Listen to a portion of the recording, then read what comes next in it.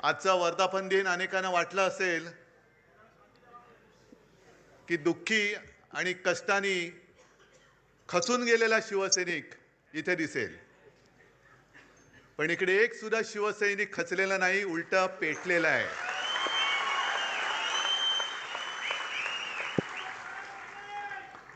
आणि त्या कांबळेला कसा तुडवला पुढचं तुम्हाला माहिती आहे. कारण अनेक जण मला सांगतात की उद्धवजी आता तरी आदेश द्या. म्हटलं आदेश बाळासाहेब कधीच देऊन गेलेत.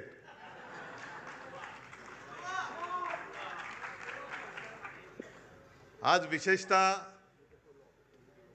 4 खासदारांचा सत्कार तर केलाच, त्यांच्या सोबत आपले हक्काचे 20 आमदार आहेत.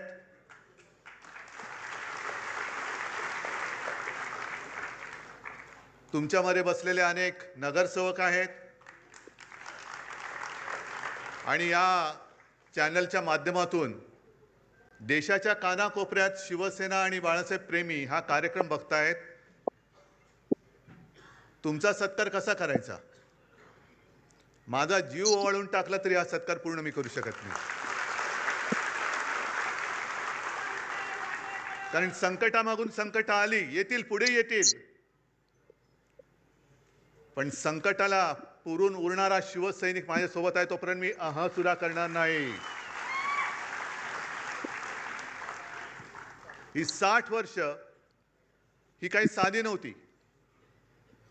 या 60 वर्षामध्ये ज्यांनी शिवसेनेसाठी खस्ता खाल्ल्या, आज सुद्धा माझ्यासमोर अनेक जण बसलेत, तुरुंगवास भोगलेत, रक्ताचं पाणी केलंय.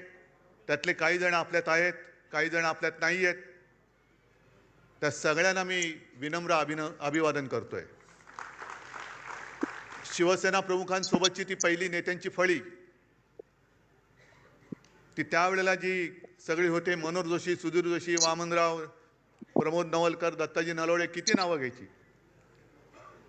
या सगळ्यांनी जे जे काही त्यावेळेला कष्ट घेतले, ते कष्ट आज महाराष्ट्राच्या कानाकोपऱ्यात आपल्याला दिसत आहेत. संकट अनेक आली, हे काय संकट नाहीच आहे. मगाशी चंदन शिवे जे बोलले तेच माझं मत आहे की ज्या वेळेपासून आपण आपलं यश अपयश हे निवडणुकीच्या निकालाबरोबर तुलना करायला लागलो, तिकडे आपण फसलो. शिवसेना जे उत्तर शिवसेना प्रमुखांनी माझ्या समोर, तेव्हाचे जे होम मिनिस्टर होते, मला वाटतं इंद्रजित गुप्ता, आपली सत्ता होती, आपलं सरकार होतं, आणि एक घटना अशी घडली होती की जणू काय आता हे सरकार बरखास्त करणार. आणि ते गृहमंत्री आले होते, शिवसेना प्रमुखांना त्यांनी भेटायची इच्छा व्यक्त केली. शिवसेना प्रमुख गेले, मी सोबत होतो, आणखी नेते तेव्हा सोबत होते. आणि इंद्रजित गुप्ता म्हणजे किती जणांनी त्यांचा फोटो पाहिला असेल मला माहिती नाही, पण त्यांचा चेहराच असा होता की जणू काही बुलडॉग समोर बसलाय. आणि त्यांनी सुरुवात अशी केली आणि सगळं बोलल्यानंतर बाळासाहेबांनी त्यांना सांगितले, तुम्ही काय कराल? माझं सरकार बरखास्त कराल ना? एक लक्षात घ्या, आम्ही सत्तेसाठी जन्माला आलेलो नाही, सत्ता आमच्यासाठी जन्माला आलेली आहे.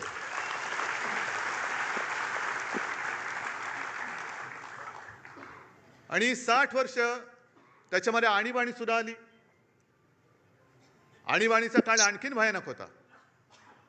आणि तेव्हा तर ह्या सगळ्या गोष्टी, या सगळ्या आठवणी स्वतः शिवसेना प्रमुखांनी सांगितलेल्या आहेत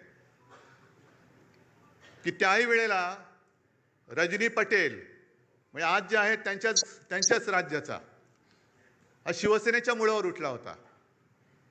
आणि त्यांनी शिवसेना प्रमुखांना एक पत्र लिहून दिलं होतं आणि सांगितलं होतं की याच्यावर सही करा, सही नाही केली तर तुम्ही आतमध्ये जाल.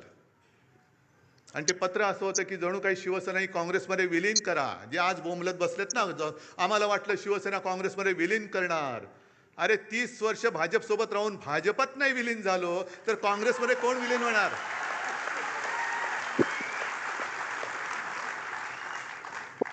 आणि शिवसेना प्रमुखांनी उत्तर दिलं होतं, मी सही करणाऱ्यांना फेकून दिलं पत्र आणि सांगितलं, जा तुझ्या पटेलला सांग, ज्या क्षणी तुम्हाला हात लावशील तेव्हा बाहेर तुझी आरती उठलेली असेल, प्रेत यात्रा निघेल तुझी बाहेर.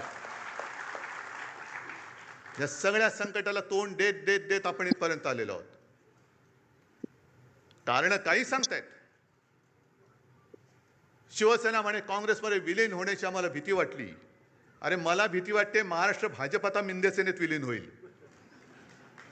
कारण एक भाजपवाला मला सांगत होता की उद्धवजी काय दिवस आलेत आमच्यावर.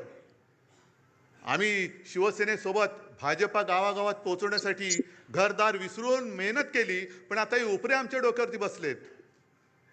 आणि म्हणे काय सांगावं, दिल्लीतनं उद्या आदेश येईल, जा मिंदेची दाढी खाजवा. मिंदेचं म्हटलं नको, एवढं पुरेसं आहे. कळलं मला पुढचं काय ते. आम्हाला खाजवावी लागते दाढी. ही अशी वेळ आली. आहे कुठे तो भाजप, आहे कुठे? आज भाजपकडे संसदेत 2/3 मेजॉरिटी अजिबात नाहीये. पण जेवढे भाजपाचे खासदार आहेत त्याच्यात 2/3 सगळे बाहेरचे आहेत. सगळे काँग्रेसमधले आहेत, इथले तिथले आहेत. म्हणजे जे मी लोकसभेच्या निवडणुकीत बोलत होतो तेच मगाशी कोणतरी एक कवी बोलले की अरे तुम्हाला राजकारणात पोरं होत नाही म्हणून आमची का पळ होत आहे? तुमच्या वांजोटेपणावर तुम्ही उपचार करा ना. विचाराचं वांजोटेपण आहे तुमच्यामध्ये. आमची कशाला पोरं पळवतात? किती पळवाल पोरून?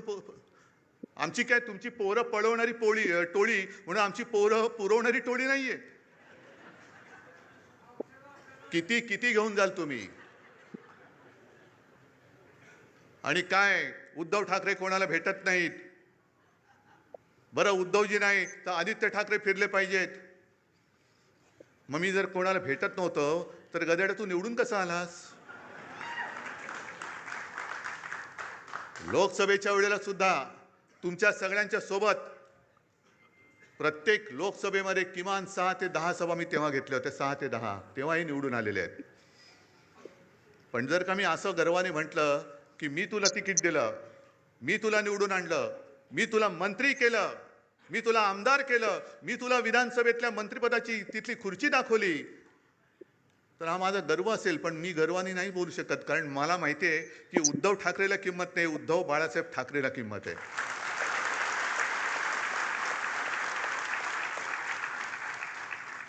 आणि याचं भान मला आहे. आपण ज्या वेळेला सगळ्या महिलांना माहिती आहे, आता शहरामध्ये तर काही जंगलतोड बेसुमार चाललेली आहे. शहरामध्ये वडापाव माहिती आहे, पण वडापाव म्हणजे वटसावित्रीचा वड गेला, त्याच्यावरती फेऱ्या मारणं गेलं. पण वड मोठा असतो, त्याचे पारंब्या असतात. एखादा लांबून नमस्कार करतो, त्या पारंबीला वाटतं मलाच केला, तुला नाही केला, तुझ्या मागच्या खोडाला केलेला आहे. हे लक्षात ठेव. वड त्याला म्हणतात.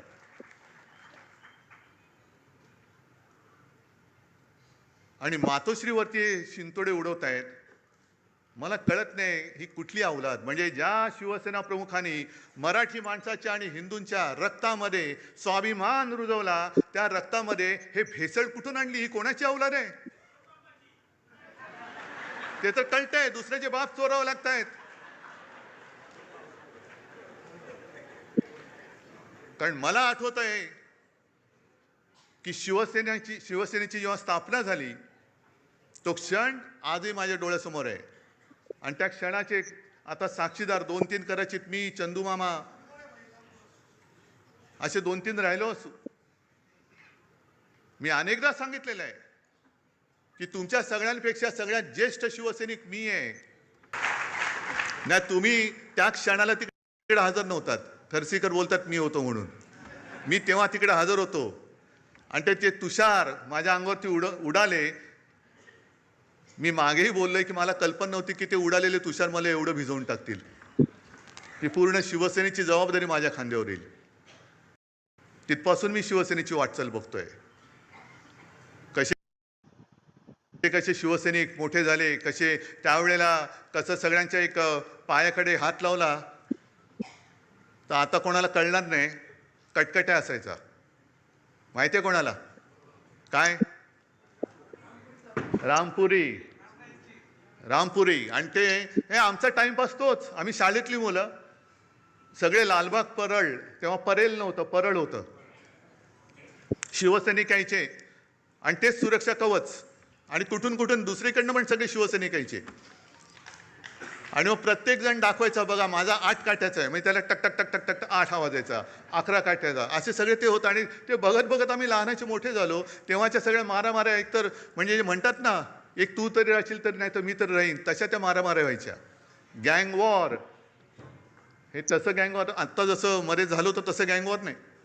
वाड्यांची फाईट, सोडा वॉटरच्या बाटल्या, दगडफेक वगैरे सगळं तिथून बघत बघत बघत आता जे सुरू झालंय ते सगळं काय त्याला म्हणतात, ट्रोलिंग, म्हणजे घर बसल्या शिव्या द्यायचं.